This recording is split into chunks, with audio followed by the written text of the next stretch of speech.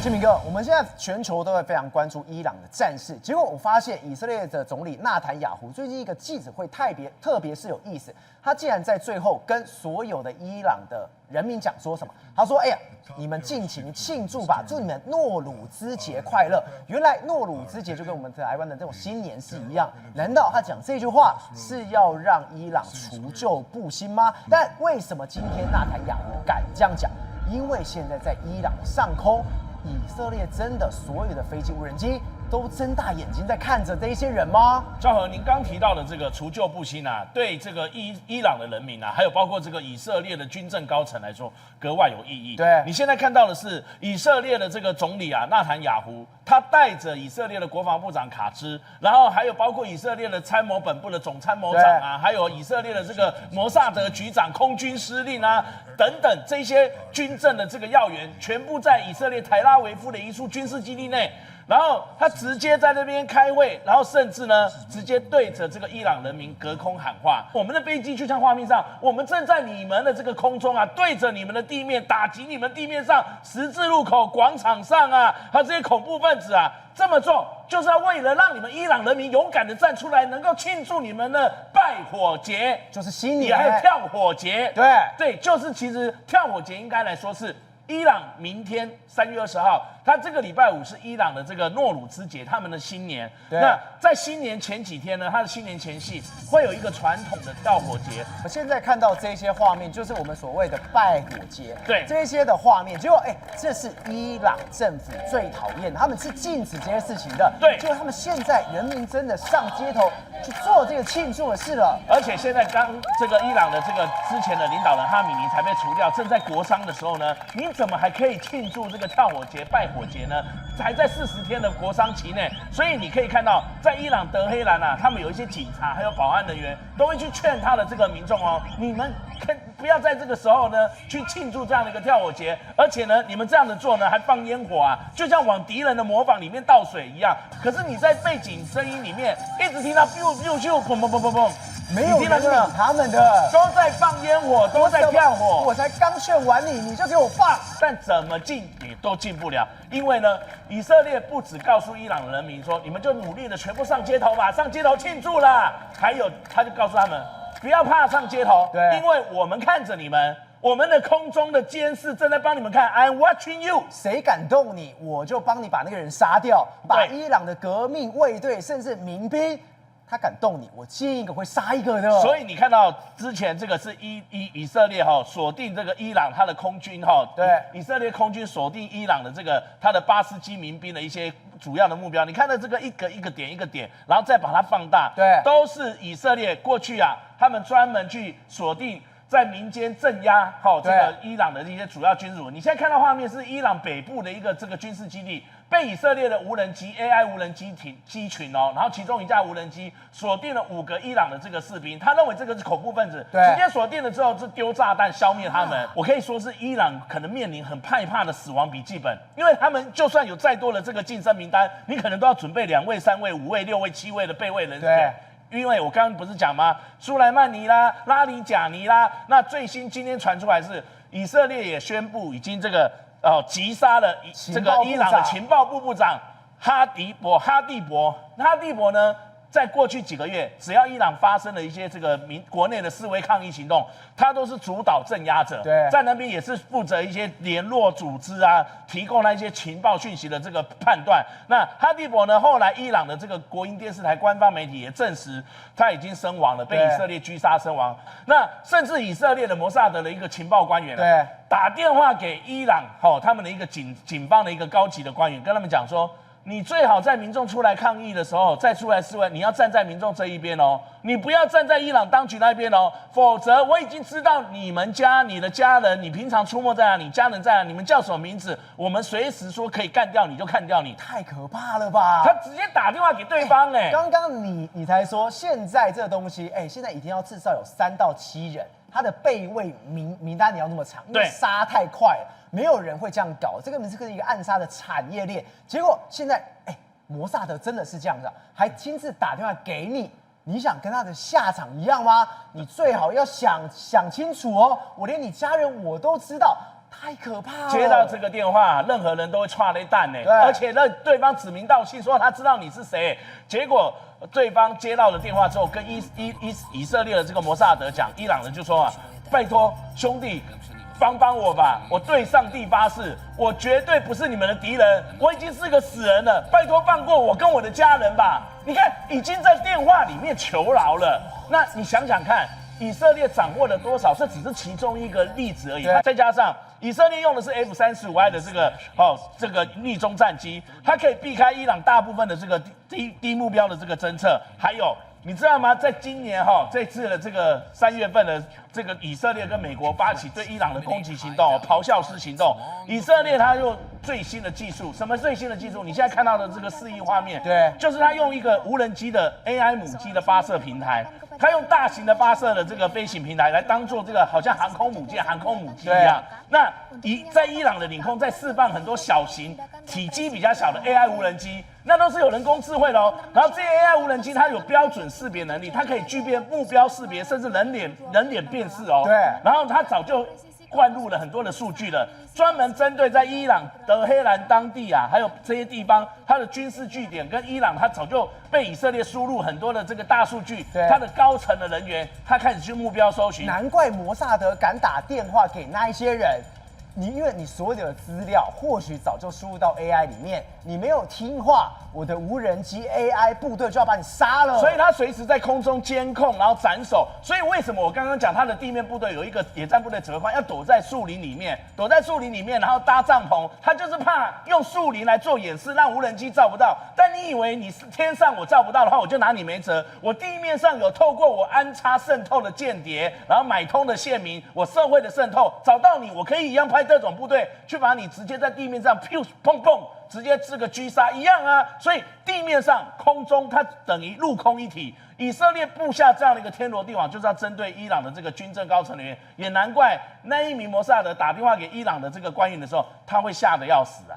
慧珍姐，现在这场伊朗战是真的打到一个新阶段了嘛？我们真的没办法想到的事情是，你连能源设施都炸。前面第一次炸的时候，川普已经出来骂人了，结果这一次，不管是伊朗，不管是以色列，你竟然是轰了全球最大的气田，这一轰下去，油价上去了，甚至《华尔街日报》怎么形容？他说，现在伊朗战争真的被推向新阶段了。我跟你讲，这很可怕，因为它是全球最大的天然气的气田，而且呢，它是由伊朗跟卡达两个共同持有的，持股是伊朗大概33%，然后呢，卡达是66%。你一炸下去，不是只有这两个国家的经济受损，而是全世界大概有超过30%的尿素这个粮食最重要的一个肥料这一些的原料全部都不知道该怎么办，所以他们就说这一波打下去，不只是能源危机，连粮食都可能轰出全世界最大的一个危机。他们说美国啊，光是现在啊，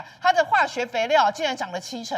他们美国的农民说，我现在快要买不起，所以这就是为什么你刚刚有提到一个重点，《华尔街日报》特别去报道这件事情。他说，它是这个油田啊，它在伊朗叫做Sars Pars， 也就是被人家视为是整个伊朗能源产业的皇冠上面的那颗明珠，是最重要的。它一年贡献给那一个伊朗的 GDP 大概是1000亿美元哦，非常惊人。它一天产出，所以它是伊朗的金鸡母金鸡母，而且它很重要，它其实是那个革命卫队的一个最重要的经济来源，还有它有支撑他们的一个国防相关的生产，也都是从这里拨钱来的。那他们就说啊，这一次打到这个地方啊，你看有没有整个这个吓死人啊，那个整个烟雾啊，然后还有非常严重啊，全都烧起来了，全部都烧起来，而且甚至连卡达这个部分也受到影响，因为他们这个天然气田刚刚提到是两个国家共同开采的，你知道吗？它的整个蕴藏量是51兆立方米耶，可以开采的量是36兆立方米，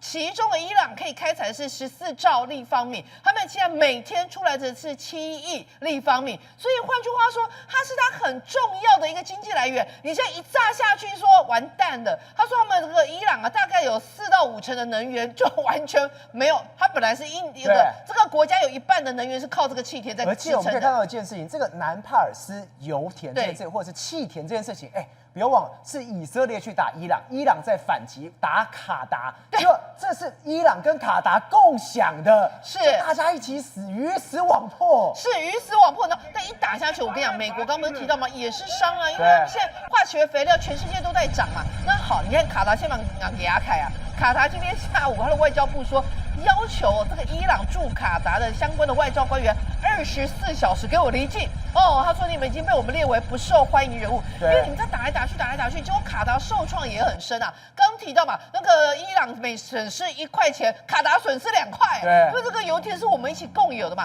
所以你就知道它其实它产生冲击真的很大。那刚提到，它是在波斯湾，总共有这个39个平台啊，挖了300多个井啊，然后不断的有这个天然气运到10几个工厂，然后再由这2个国家不断自己去卖或者自己去生产需要的东西嘛。结果你现在整个生命线打下去之后完蛋，你知道吗？他们当然了，以色列的想法是说，这个是你们伊朗最重要的一个天然气线，我让你自己断气先，我就让你这个能源没有，我让你没有之后，你的不管是你的电厂啊，或是你其他的化学厂啊，甚至你的军工厂啊，你可能都因此而受到影响嘛，冲击你的供应链。可是问题是，你这个是怎么样？你以色列打伊朗，结果我卡达受创也很深啊。它这个气田可以让全世界供应是3年的天然气所需。结果今天就这样子轰成这样子，而且轰成这样子之后，你就说好，刚不是讲嘛，伊朗跟那个卡达受创很深。我跟你讲，欧洲也都哭了。为什么？他们说现在从开战到现在哦，那个所谓的肥料啊，钾肥这些肥料、化学肥料价格涨了54%。对，所以欧洲也已经想说完蛋，粮食危机。所以为什么他们就说这个以色列要打这个，就主要是要断了刚提到伊朗的一个最重要的经脉，或者是说它的能源的命脉。但事实上，你伤的也是伤到这些人啊。那你看哦，有没有还有它跟革命卫队的关系？你看革命卫队掌控了它这个能源产业的开发、物流，还有贸易路线，所以它才会有很多的幽灵船嘛。那一年产出1000亿美元，就是从这里油田出来。那你油田出来之后，他们怎么弄？他们就是卖到亚洲各国家嘛。那现在本来卖到韩国去啊，卖到日本啊，卖到台湾啊，卖到各，现在不用卖了之后，我跟你讲哦，不是只有不用卖的问题哦，你这样子全部都减少的情况之下，他们说卡达跟那个伊朗2个国家是刚提到的尿素，也就是生产这个化学肥料最重要元素尿素，全世界前3大啊，第1名跟第2名都被你炸了，所以他们就说现在恐怖的一件事情来，我们之前一直在讨论能源危机，但现在美国开始关注的是粮食危机。郑峰，再打下去真的变成全球的大危机，尤其对谁？大家常去的地方泰国，泰国怎么形容这一次缺油？他形容说这个叫世界末日，除了有非常多人大家都在排队去加油之外，现在竟然泰国还搞出什么事情？你去买油，买到水，还有什么？你买油买到，我连身家都骗光了。是没有错，现在中东战事已经引发了蝴蝶效应，连远在5000公里外的你刚刚讲的泰国都受到严重的波及。第一个受到波及的，当然就是能源业。能源业的加油站啊，对，你知道吗？它的加油站现在已经没有油了，有1成的加油站今嘛关门，全部人都在骑机车，都在排队。所以这一些人骑机车，你以为他去赶集？没有，他骑机车是去排队加油。排队加油，你看一下这么多人，哇靠，他掐呢。代表现在这一些人呢，他已经迫切需求这些油，需求到这个地步了，对，必须夜以继日。我再跟大家报告一次，夜以继日。为什么？因为他晚上去排队，排到凌晨还加不到油，太荒谬，真的假的？太离谱。而且你去排队加油还要拿号码牌，别看医生有还要拿号码牌呢。所以现在泰国是面临了很严重的能源危机。对，那我问你，缺油是不是百工百业都受到影响？我感觉用加油站以外，还有小吃店没油，只好涨价。对，种产呢，农耕期没有油怎么办？种不出油啊！现在泰国是旱季，是它的热季，所以它没有油，它没有办法启动它的水泵，所以没办法抽水，所以它现在农业也受到影响。我跟大家报告，还有一个要受到影响是什么？你知道吗？火葬场。对，为什么你知道吗？因为寺庙里面附设的火化炉呢，每烧一具遗体就要100公升的燃油。对啊，没油啊，没油不要这个弄。寺庙的火葬场，对啊不就都堆满了？对啊，遗体送进去 ，I'm sorry， 我没有地方可以火化死者，怎么办？只好退件。所以现在看起来它就是国难。那我跟赵哥报告一下，我问你，谁最会赚国难财？谁？诈骗集团。坏死了！坏死了！有一个地下水的探勘业者，对说哎呦，没安诺，因为你知道他的钻井机具需要大量的油嘛，对，结果呢，他说啊，没油不要弄，你就开4万块去跟一间商店买油，哎呦，买到了，超开心的，马上全部都加到他的机器里面，然后那个马达一看，美丽了。没啊。再拉第2次就坏了，为什么？因为那一些油是水啦，啊，他被骗了。他花了4万块去买油，结果是水，我结果是机器还坏掉。对，我还给弄还去呢。泰国怎么没有缺油，缺到也变成人吃人的世界？没错，太恐怖，这是经济危机。还有，我跟大家报告，除了这种业者以外，所有不要讲所有，很多持手机的人都收到了诈骗简讯。他说：“赵哥，恭喜你啊，你是幸运儿啊，你抽到了一张价值1000元泰铢的免费加油券，请你点选以下的连结呢，来获取你的讯息，以防诈骗猪咪。然后你点进去之后，你就被盗取个资了。有那么坏的？就是我收到这一张，我以为现在那么缺油，对啊，我可以赚钱，油也很贵，我点进去，我把我的资料全部都填上去了。”对，我赔惨了，赔惨了！你已经没有钱了，你现在你连仅剩的棺材本还被诈骗集团骗走啊！我猛力啦，这个泰国没有油，来紧依着泰国的辽国也没有，为什么？因为辽国有90%以上的油是跟泰国进口啦，所以你刚刚看到泰国加油站的景况就在辽国重复上演。你现在看到这么多人，全部都是要去加油，然后甚至有人会睡在加油站。睡在加油站，你这样为啥？因为加油站没油啊，关起来不要弄，暗时没油嘛，所以要等到隔天早上才有人去补给啊。好，那泰国今嘛欠油，你知道也总理按照讲哦。总理阿努听他说，我跟大家报告啊，你们不要惊慌，不用囤油，无需惊慌，因为我们现在的石油储备已经从60天增加到90天了。哎，拜托姐，多啊加油拜对拜干呢？你总理讲这话，你根本活在平行世界嘛。所以呢，我跟大家报告，如果中东战事一天未解的话，全世界的能源压力绝对会等比式的与日俱增。宏观取材，厘清真相，犀利精准，深入剖析，时刻掌握关键，新闻时事不漏接。